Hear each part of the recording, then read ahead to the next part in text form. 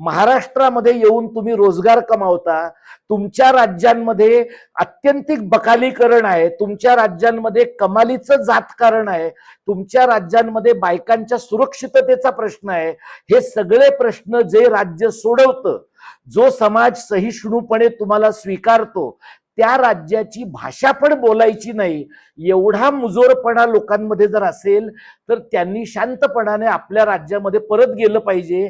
म्हणजे मग तो जो स्पेस मोकळा होईल तो महाराष्ट्राच्या इतर भागातल्या स्थलांतरितांना वापरता येऊ शकेल. नमस्कार.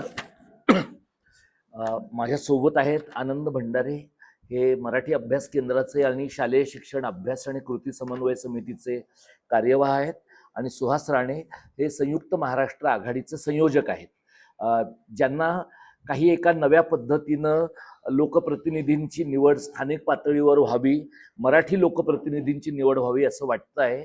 अशा लोकांच्या एका टीमचं प्रतिनिधित्व सुहास राणे करतात आणि संभाजी ब्रिगेडचे मुंबई शहराचे ते अध्यक्ष आहेत.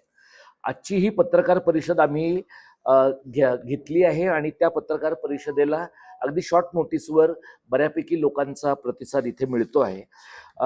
या पत्रकार परिषदेचा उद्देश महापालिकेसाठी मराठी नामा अशा प्रकारचं शीर्षक या पत्रकार परिषदेला आम्ही दिलं आहे. तर हा सर्वसाधारणपणे निवडणुका होतात त्यावेळेला राजकीय पक्ष त्यांचे जाहीरनामे प्रसिद्ध करतात. गेल्या काही वर्षामध्ये काही राजकीय पक्षांनी जाहीरनामा हा फार योग्य शब्द नाही किंवा जाहीरनाम्याची पूर्तता लोक करत नाहीत म्हणून आम्ही वचननामा करू अशा प्रकारचा शब्दही वापरलेला आहे.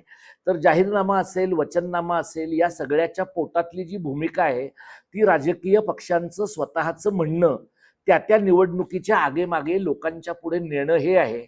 आम्ही नागरी समाजाच्या चळवळीतले मराठीचं काम करणारे लोक आहोत आणि त्यामुळे आम्हाला या निवडणुकीच्या निमित्ताने, आणि या निवडणुकीच्या म्हणजे मुंबई महानगरपालिकेच्या निवडणुकीच्या निमित्ताने नाही, तर महाराष्ट्रातल्या 29 महानगरपालिकांच्या निवडणुका होऊ घातलेल्या आहेत. जरी आपल्या सगळ्यांचं अधिक लक्ष मुंबई महानगरपालिकेवर केंद्रित झालेलं असलं तरी महाराष्ट्राच्या इतर पालिकांचे प्रश्न सुद्धा तितकेच महत्त्वाचे आहेत. आणि स्थलांतराचा प्रश्न, मराठी माणसाच्या वंचिततेचा प्रश्न आणि मराठी माणसासमोर, मराठी भाषेसमोर, मराठी शाळांसमोर निर्माण झालेले प्रश्न, या सगळ्या गोष्टी आता फक्त मुंबई शहरापुरत्या मर्यादित राहिलेल्या नाहीत. तुम्ही ठाण्यात गेलात तर तुम्हाला हे ठाण्यामध्ये दिसेल, पुण्यात, नाशकात, नागपुरात सगळीकडे तुम्हाला हे दिसणार आहे.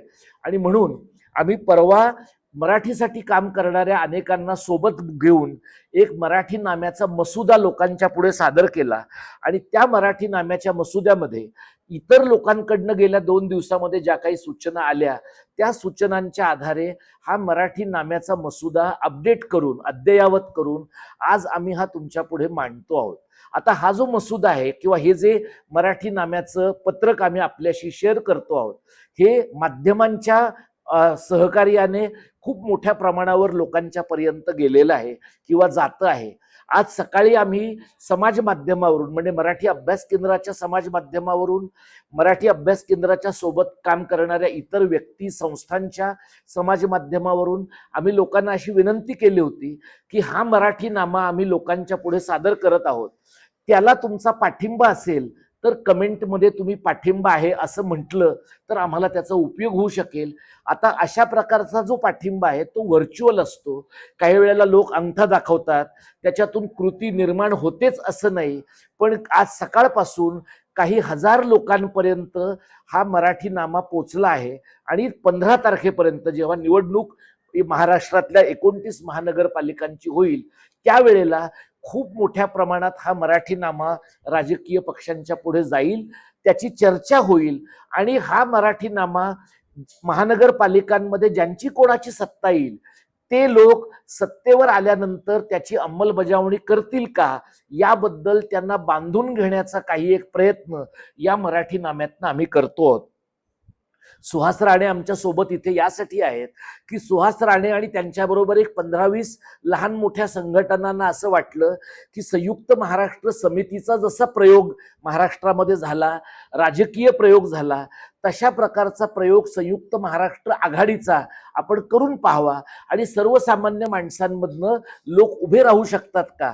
आपल्याला असं दिसतंय की निवडणुका हा अत्यंत खर्चिक मामला झालेला आहे. 10-15 कोटी रुपये अगदी नगरसेवक होण्यासाठी लोकांना लागत आहेत.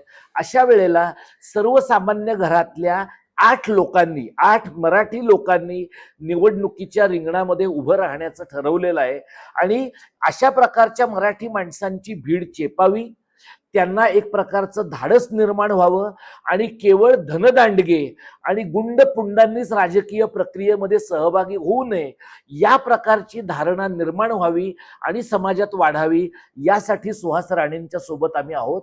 जसं सुहास राणेंच्या सोबत आहोत तसं आम आदमी पार्टीच्या मध्ये काम करणाऱ्या प्रणाली राऊत प्रभाग क्रमांक 190 मधनं निवडणूक लढवत आहेत. त्या माहीमच्या मराठी शाळेसाठी आमच्याबरोबर जे काही आम्ही संघर्ष करतोय त्या संघर्षामध्ये आमच्या सोबत आहेत. जिथे कुठे ज्या कुठल्या राजकीय पक्षांचे प्रतिनिधी मराठी माणसं आहेत आणि ही मराठी माणसं मराठी शाळा, मराठी भाषा, मराठी माणसांचा रोजगार आणि महाराष्ट्राची अस्मिता याबद्दल केवळ प्रतिकात्मक नाही तर प्रत्यक्ष कृतिशील भूमिका घेणार आहेत, त्या लोकांना आम्ही पाठिंबा देणार आहोत. याची 2 महत्वाची कारणं मी तुम्हाला सांगतो ज्याचा उल्लेख काल परवाच्या आमच्या बातमीमध्ये पण आलेला आहे. काँग्रेस पक्षाने उत्तर भारतीयांसाठीचा जाहीरनामा 2 दिवसांपूर्वी प्रसिद्ध केला.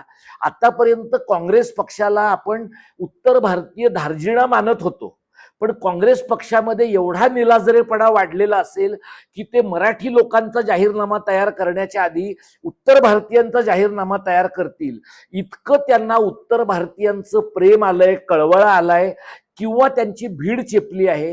ही एक अत्यंत धोकादायक गोष्ट आहे. जर काँग्रेसने तसं केलं तर भारतीय जनता पक्ष आणखी 4 दिवसामध्ये जैन गुजराती मारवाड्यांसाठी जाहीरनामा करायला मागे पुढे पाहणार नाही. कदाचित छुप्या पद्धतीनं तो अगोदरच झालेला असेल. हा एक मुद्दा. आणि दुसरं, कृपाशंकर सिंग नावाचा इसम जो आतापर्यंत काँग्रेसमधल्या दिल्लीतनं मुंबईत येणाऱ्या लोकांच्या बॅगा उचलण्याचं काम करत होता आणि इतर सेवा पुरवण्याचं काम करत होता, तो आता भारतीय जनता पक्षामध्ये जाऊन स्वच्छ झालेला आहे आणि तो असं म्हणाला की आम्ही एवढे नगरसेवक निवडून आणू की उत्तर भारतीय माणूस मुंबई शहराचा महापौर होऊ शकेल. मुंबई शहर असेल, मीरा भाईंदर असेल, ठाणे असेल, या शहरांमध्ये एवढी मुजोरी उत्तर भारतीयांची वाढते. स्थलांतर मराठी लोक करत नाही तसं नाही, पण स्थलांतर केल्यानंतर मराठी लोक दुसऱ्या राज्यांवर ताबा मिळवण्याचा राजकीय प्रयत्न करत नाहीत. ही एक अत्यंत धोकादायक बाब आम्हाला वाटते आणि म्हणून आम्ही जे काम करतो आहोत, वारंवार आम्ही पत्रकार मित्रांच्या माध्यमातून गेल्या वर्षभरात 3ऱ्या भाषेच्या सक्ती विरोधातल्या आंदोलनाच्या दरम्यानही लोकांना हे सांगतो, हे विशिष्ट राजकीय पक्षाचं काम नाही, पण हे राजकीयच काम आहे. कारण भाषेचा संघर्ष हा मूलतः राजकीय आहे. त्यामुळे तुम्ही राजकीय कृतीपासून, राजकीय आंदोलनापासून अंगचोरपणा कराल आणि आम्ही फक्त NGO चालू, आम्ही फक्त नागरी समाजातलं काम करू, असं जर आपण करत राहिलो तर आत्ताच मराठी माणसाला परिघावर फेकलं गेलेलं आहे. आणखी 5-10 वर्ष आपण शांत राहिलो तर मुंबई शहर हे महाराष्ट्राचं भूतपूर्व शहर होण्याचा धोका आहे. याच्यात अजिबात अतिशयोक्ती नाही. म्हणजे पत्रकार परिषद आम्ही घेतोय, निवडणुका जवळ आल्यात, राजकीय पक्ष पण बोलतायत. तुमच्यापैकी जी कुणी मंडळी शहाणी सुरती मंडळी आहेत, MMRचं वेगळं राज्य होण्याचा धोका अत्यंत जवळ आहे.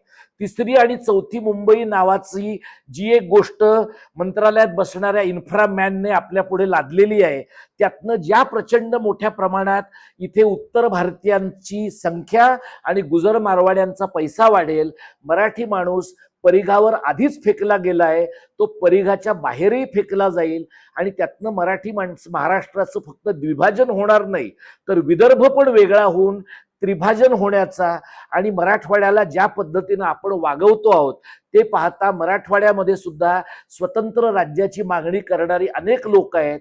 महाराष्ट्राच्या चिरफाळ्या होण्याचा धोका आहे. त्या धोक्यापासून दूर जाण्यासाठी आणि तो धोका रोखण्यासाठी हा महाराष्ट्राच्या वाढत्या शहरीकरणाची दखल घेणारा आणि तिथल्या मराठी माणसांची बाजू मांडणारा अशा प्रकारचा हा मराठीनामा आहे. तुम्हाला आता माझे सहकारी हा मराठीनामा तुमच्याकडे वितरित करतील.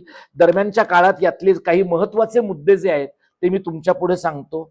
पहिला जो भाग आहे तो महानगरपालिका निवडणुकीतल्या मतदारांच्यासाठी आहे. आम्ही स्पष्टपणे असं म्हटलंय, राजकीय पक्ष आणि धर्म कोणताही असो, मराठी उमेदवारालाच मत द्या.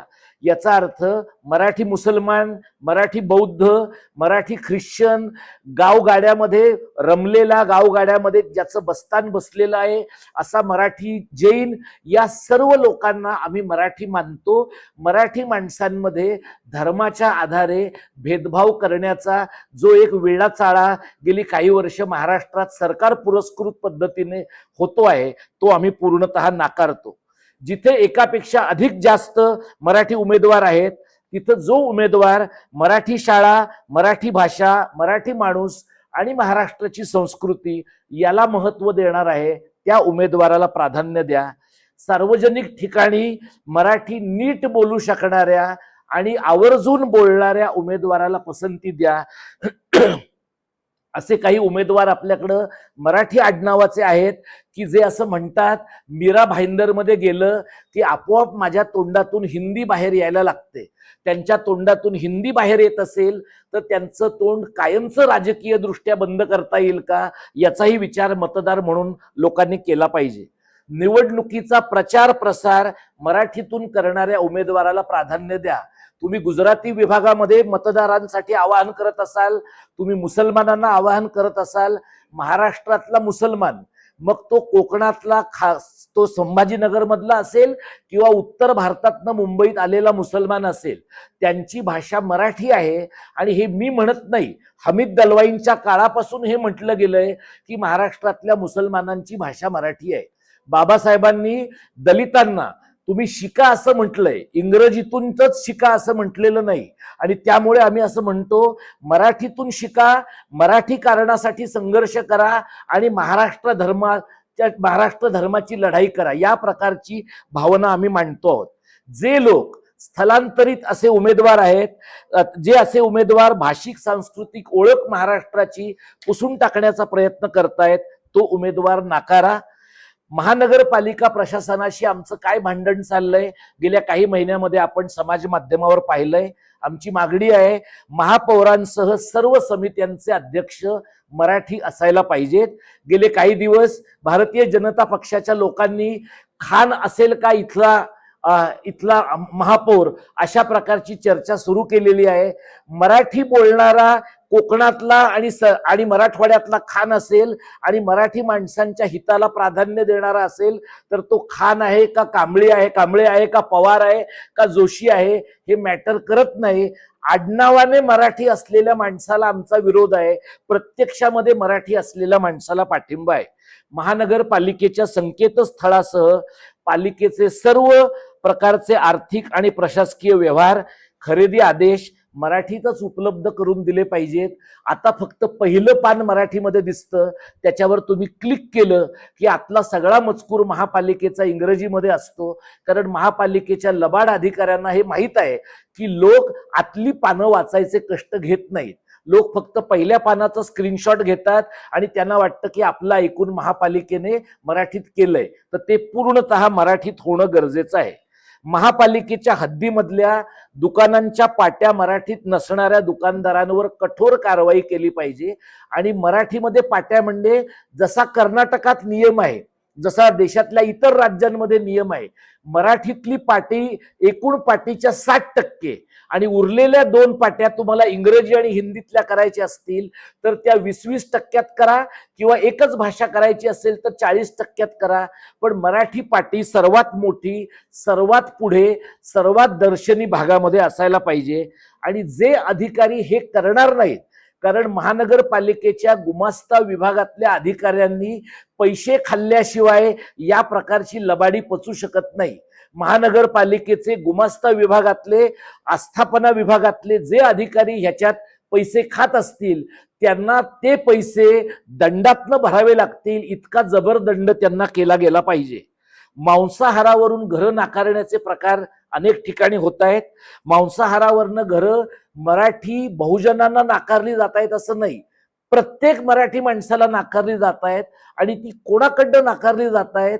जे बाहेर जाऊन बार आणि रेस्टॉरंटमध्ये दारू पितायत आणि मटण आणि फिश खातायत, त्यांना त्यांच्या घरामध्ये आणि त्यांच्या देरासरच्या परिसरामध्ये मराठी माणसांचा बाट लागतोय. तर ज्या सोसायट्यांमध्ये असं घडतंय त्या सोसायट्यांची पाणी आणि वीज कापून टाकलं पाहिजे. आता हे लोकांना असं वाटेल की हे मानवाधिकाराला धरून आहे की नाही, तर मानवाधिकाराला का धरून नाहीये, का धरून आहे? लोकांना त्यांच्या राज्यामध्ये घरं न देणं हेच मुळात मानवाधिकाराला धरून नाही. जे लोक हे करतात त्या माणसांचा नीट बंदोबस्त केला पाहिजे. महानगरपालिकेच्या हद्दीतली रस्ते, चौक, बागा, क्रीडांगण, मैदान यांना मराठी व्यक्ती आणि मराठी संस्कृती यांच्या प्रतीकांची नावं द्यावीत.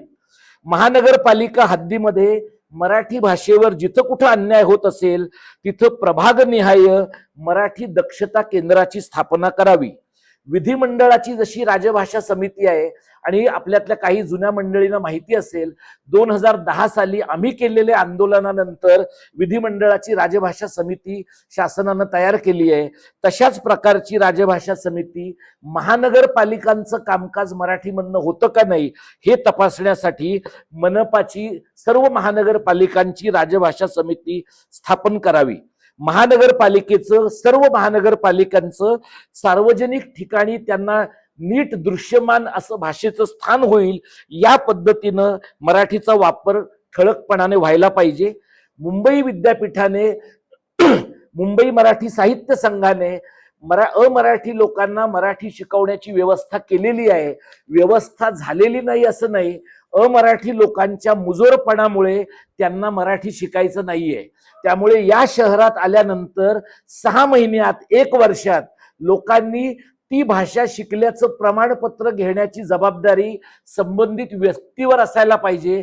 तशा प्रकारच्या सोयी आजच्या घडीला शासनाच्या पातळीवर उपलब्ध आहेत आणि त्या अधिक वाढवता येतील. आणि त्या वाढवल्या तर अमराठी लोकांना मराठी शिकवणाऱ्या मराठी तरुणांना, मराठी तरुणींना रोजगार उपलब्ध होण्याची शक्यता आहे, रोजगार उपलब्ध होण्याची सोय आहे. तिसरा जो भाग आहे तो महानगरपालिकेतल्या संधी आणि प्राधान्याबद्दल आहे. आपल्याकडे साधारणपणे भूमिपुत्र हा शब्द शिवसेना आणि मनसेचे लोक वापरतात. आम्हाला असं वाटतं आपण 60 वर्ष भूमिपुत्रांबद्दल बोललो आहोत, आता भूमिपुत्र आणि भूमिकन्या दोघांच्याही बद्दल बोललं पाहिजे. महाराष्ट्रातल्या मराठी स्त्री पुरुषांबद्दल बोललं पाहिजे. किमान 80% कंत्राटं मराठी भूमिपुत्र आणि भूमिकन्यांना मिळाली पाहिजेत. महानगरपालिकेच्या नोकर भरतीमध्ये 80% प्राधान्य मराठी माध्यमातून शिक्षण घेतलेल्या उमेदवारांना मिळायला पाहिजे. फेरीवाल्यांचं ओळखपत्र देताना 80% प्राधान्य मराठी भूमिपुत्र आणि भूमिकन्यांना मिळालं पाहिजे. हा मुद्दा का महत्वाचा आहे? काल वर्षा गायकवाडांना ज्या वेळेला हिंदी उत्तर भारतीयांसाठीच्या जाहीरनाम्याच्या बद्दल विचारणा केली तेव्हा त्या असं म्हणाल्या की उत्तर भारतीयांबद्दल आम्हाला कायमच आदर वाटत आलेला आहे, कायमच प्रेम वाटत आलेलं आहे. अशा प्रकारचं वाक्य वर्षा गायकवाड यांनी गेल्या 10 वर्षामध्ये धारावीतल्या मराठी लोकांबद्दल किंवा धारावीतल्या बौद्धांच्या बद्दल केल्याचं आमच्या ऐकिवात नाही. मग असा तुम्हाला काय पुळका आलेला आहे उत्तर भारतीयांचा की मराठी लोकांचा जाहीरनामा काढायच्या अगोदर तुम्हाला उत्तर भारतीयांचा जाहीरनामा काढावासा वाटतो? त्यांच्या त्या जाहीरनाम्यामध्ये त्यांनी डिजिटल परवाने दिले जातील असा मुद्दा मांडला आहे. डिजिटल परवाने द्या, आणखी आत्यंतिक तंत्रज्ञानाचा वापर करून द्या, पण मराठी माणसांना परवाने द्या असं आमचं म्हणणं आहे. परराज्यीय नागरिकांना व्यवसाय परवाना देताना त्या व्यवसायामध्ये स्थानिक भूमिपुत्र आणि भूमिकन्या यांच्या सहभागाची अट घालावी. स्वतंत्रपणाने कोणालाही इथे उद्योग करता येणार नाहीत, सहभागाचीच अट अत्यंत आवश्यक आहे. आणि परराज्यीय नागरिकांना महापालिकेच्या हद्दीत व्यवसाय धंद्यांसाठी परवाने देताना मराठी भाषेची परीक्षा उत्तीर्ण करणं बंधनकारक करावं. इथे आपल्या देशात या गोष्टी महाराष्ट्रासारख्या ठिकाणी लोक धाडसाने करत नाहीत म्हणून जगात या गोष्टी होत नाहीत असं नाही. जर्मनीत जाणाऱ्या लोकांना जर्मनच्या परीक्षा पास झाल्याशिवाय त्या शाळा तिथल्या व्यवस्थेत प्रवेश नाहीये. युरोप आणि अमेरिकेत, ब्रिटन आणि अमेरिकेत जाणाऱ्या लोकांना टोफेलच्या परीक्षा दिल्याशिवाय त्या देशांमध्ये प्रवेश नाहीये, त्या सगळ्या गोष्टी योग्य आहेत असं म्हणणाऱ्या लोकांना ज्या वेळेला मागे दिवाकर रावतेंनी रिक्षाच्या परवान्यासाठी, टॅक्सीच्या परवान्यासाठी लोकांना मराठी आलं पाहिजे असा आग्रह धरला, तेव्हा लोकांचं असं म्हणणं पडलं, पण का मराठी शिकायचं आहे? उलटा प्रश्न असा आहे की का मराठी शिकायचं नाही? महाराष्ट्रामध्ये येऊन तुम्ही रोजगार कमावता, तुमच्या राज्यांमध्ये अत्यंतिक बकालीकरण आहे, तुमच्या राज्यांमध्ये कमालीचं जातकारण आहे, तुमच्या राज्यांमध्ये बायकांच्या सुरक्षिततेचा प्रश्न आहे.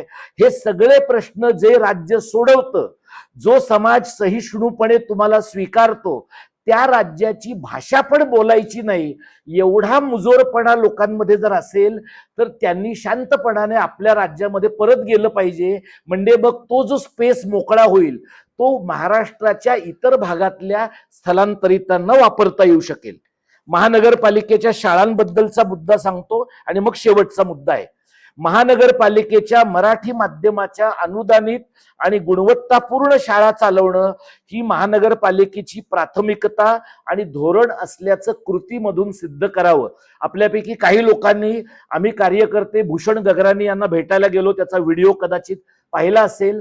त्या व्हिडिओमध्ये गगराणी असं म्हणतात की आम्ही गृह भेटी देतो, म्हणजे महानगरपालिकेचे लोक लोकांच्या घरी जातात आणि मराठी माध्यमाच्या शाळेमध्ये या असं मुलांना आणि मुलांच्या पालकांना सांगतात. असं आपण क्षणभर गृहीत धरू की हे बरोबर आहे. एकीकडे तुम्ही 4 मुलांच्या घरी जाऊन गृहभेटी देताय, दुसरीकडे 400 मुलं ज्या शाळेत आहेत ती शाळा तुम्ही ठरवून धोकादायक करून पाडून टाकता आणि मग त्या मुलांना 4 किलोमीटर अंतरावर पाठवता. म्हणजे थोडंसं बरं करायचं आणि बचकाभर वाईट करायचं, अशा प्रकारची प्रशासकीय लबाडी महानगरपालिका करते, जी लोकांच्या लक्षात आलेली आहे. दुसरं, आता महाराष्ट्रामध्ये किंवा मुंबई शहरात किंवा इतर ठिकाणी सुद्धा मोठ्या प्रमाणात अमराठी माध्यमाच्या शाळा महानगरपालिकांनी काढलेल्या आहेत. आपण खूप भाषिक सहिष्णुता दाखवली. तेलुगू शाळा आहे, कन्नड शाळा आहे, तमिळ शाळा आहे, मल्याळम शाळा आहे. भारतातल्या सगळ्या भाषांची सेवा करण्याची जबाबदारी महाराष्ट्रावर नाहीये. जेवढ्या तेलुगू शाळा आपण काढल्यात, जेवढ्या कन्नड शाळा आपण काढल्यात, त्याच्या 1% तरी मराठी शाळा आंध्र प्रदेशमध्ये आहेत का? हिंदी शाळा जेवढ्या आपण काढल्यात त्याच्या 1% तरी शाळा उत्तर भारतामध्ये आहेत का? खरं तर मराठी माध्यमाच्या शाळा उत्तर भारतात असण्याची गरज आहे, म्हणजे ते जरा नीट मराठी शिकतील आणि शिकून महाराष्ट्रात येतील. पण असं जर घडत नसेल तर इतर माध्यमांच्या शाळा सरकारने किंवा महानगरपालिकांनी काढू नयेत. मुंबई पब्लिक स्कूलच्या ज्या प्रयोगाबद्दल काल परवा वर्तमानपत्रांमध्ये जाहिरात आलेली आहे, मुंबई महानगरपालिका ती जाहिरात करते. हा प्रयोग आदित्य ठाकरे यांनी सुरू केलेला आहे आणि आम्ही उद्धव ठाकरे साहेबांची भेट घेतली तेव्हा सुद्धा मुंबई पब्लिक स्कूलचा प्रयोग घातक आहे हे त्यांना समोरासमोर भेटून सांगितलेलं आहे. मुंबई पब्लिक स्कूलचा प्रयोग म्हणजे मराठी माध्यमाच्या शाळा बंद करून SSC बोर्डाच्या इंग्रजी शाळा, CBSE, ICSE, IGCSE बोर्डाच्या इंग्रजी शाळा काढणं असा प्रयोग आहे. त्यातनं आणखी 5 वर्षांनी महाराष्ट्राच्या सर्व महानगरपालिकांमधून मराठी शाळा हद्दपार होतील. कारण जी वाईट गोष्ट मुंबईमध्ये सुरू होते त्या गोष्टींची पुनरावृत्ती राज्यातल्या इतर शहरांमध्ये होते. त्यामुळे ते थांबवलं पाहिजे. केंद्रीय किंवा आंतरराष्ट्रीय मंडळांच्या शाळा काढायच्या असतील, CBSE, ICSE किंवा IGCSE, तर त्या मराठी माध्यमाच्याच काढल्या पाहिजेत. आणि जिथे शाळा धोकादायक वाटतायत तिथे नव्याने त्या शाळेची, जिथे शाळा उभारली जाणार आहे पूर्णतः शाळाच उभारली गेली पाहिजे. त्या ठिकाणी व्यावसायिक किंवा निवासी गाळे कोणत्याही परिस्थितीमध्ये उभारले जाता कामा नयेत. आणि शालेय शिक्षणावर महानगरपालिकेचा जो काही निधी आहे तो निधी प्राधान्याने मराठी शाळांवरच खर्च झाला पाहिजे. आणि महानगरपालिकेच्या पायाभूत सुविधांबद्दलचे 2 मुद्दे सांगतो आणि थांबतो. परराज्यातनं आलेल्या नागरिकांना त्यांचे सण उत्सव साजरे करण्याकरता महानगरपालिकेनं महाराष्ट्रातल्या सणांप्रमाणे सुविधा देण्याची गरज नाहीये. काँग्रेसच्या जाहीरनाम्यात त्यांनी असं म्हटलंय की छठ पूजेच्या वेळेला वेगवेगळ्या ठिकाणी ते घाट बांधून देणार आहेत. रेल्वे स्टेशनवर आलेल्या लोकांच्या बसायची, उठायची आणि निवासाची, आरामाची व्यवस्था करणार आहेत. हे सगळं जर काँग्रेसला करायचं असेल तर त्यांनी अरबी समुद्रात महाराष्ट्राच्या बाहेर एखादा भूखंड घेऊन तिथे उत्तर भारतीयांच्या प्रेमापोटी हे करावं. महाराष्ट्रामध्ये अशा प्रकारचा उद्योग जर कुणी केला तर तो चालू दिला जाणार नाही. आणि शेवटी आजी आजोबा उद्यान हे सगळ्यांना कळणारं नाव आहे, त्यासाठी नाना नानी पार्क असं लिहिण्याची गरज नाही. अशा अनेक शब्दांचा वापर, अमराठी शब्दांचा वापर होतोय, तो तातडीनं थांबवावा. शेवटचा मुद्दा सांगतो, काँग्रेस पक्षाच्या प्रांताध्यक्षांना आम्ही पत्र लिहिणार आहोत. ते मराठीच्या आंदोलनामध्ये आमच्या बरोबर सहभागी झालेले आहेत. हर्षवर्धन सपकाळांची भूमिका वर्षा गायकवाड यांच्यासारखी बिंडोक असेल असं आम्हाला वाटत नाही. त्यामुळे आज संध्याकाळी आम्ही त्यांना पत्र लिहू, पत्रकार परिषदेचा रेफरन्स देऊन या पद्धतीने तुमच्या पक्षाने केलेला उत्तर भारतीयांचा जाहीरनामा मागे घ्यावा आणि मराठी माणसांच्या संबंधातला जाहीरनामा मांडावा अशी विनंती करणार आहोत. तसं जर झालं नाही तर हा जो मुंबई प्रदेश काँग्रेसनं केलेला जाहीरनामा आहे तो त्याची होळी करण्याशिवाय आमच्याकडे दुसरा मार्ग राहणार नाही. हे मुद्दे मी आमच्या मराठी नाम्यातले आपल्या समोर मांडले. आता सुहास राणे हे महाराष्ट्र सांस्कृतिक आघाडीच्या त्यांच्या उमेदवारांच्या बद्दल थोडक्यात सांगतील आणि मग मी प्रश्न घेतो.